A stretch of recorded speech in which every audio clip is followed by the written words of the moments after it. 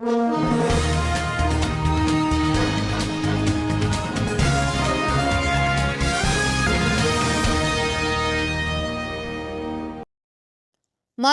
அருகே வீட்டில் கஞ்சா பதுக்கி வைத்து விற்பனை செய்வதாக வந்த ரகசிய தகவலின் பெயரில் படாலம் போலீசார் அதிரடி சோதனை நடத்தியதில் சுமார் 16 கிலோ கஞ்சா பறிமுதல், 4 பேர் கைது. செங்கல்பட்டு மாவட்டம் மதுராந்தகம் அருகே உள்ள படாலம் காவல் நிலையத்திற்கு உட்பட்ட நடராஜபுரத்தில் வீட்டில் பதுக்கி வைத்து கஞ்சா விற்பனை செய்வதாக படாலம் போலீசாருக்கு வந்த ரகசிய தகவலின் பெயரில் இன்று அவர்கள் நடராஜபுரத்தில் உள்ள வீட்டில் அதிரடி சோதனை நடத்தினர். அப்பொழுது வீட்டில் பதுக்கி வைத்திருந்த சுமார் 16 கிலோ கஞ்சா பறிமுதல் செய்யப்பட்டது. இந்த கடத்தல் சம்பந்தமாக 4 பேர் கைது செய்யப்பட்டு அவர்கள் மீது வழக்கு பதிவு செய்து படாலம் போலீசார் மதுராந்தகம் குற்றவியல் நடுவர் நீதிமன்றத்தில் ஒப்படைத்து 4 பேர் கைது செய்யப்பட்டு சிறையில் அடைக்கப்பட்டனர். இந்த கஞ்சாவின் மதிப்பு சுமார் 8 லட்சம் ரூபாய் ஆகும் என தெரிய வருகிறது.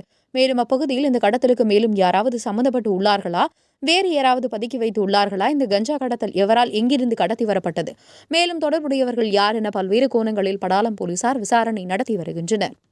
உங்கள் பகுதியில் உடனுக்குடன் முக்கிய செய்திகள் உங்கள் விரல் நுனியில் காண உங்கள் தவசி நியூஸ் 24 சேனலை காண தவறாதீர்கள். உங்கள் மதுராந்தகம் செய்தியாளர் ராதுரை பாபு.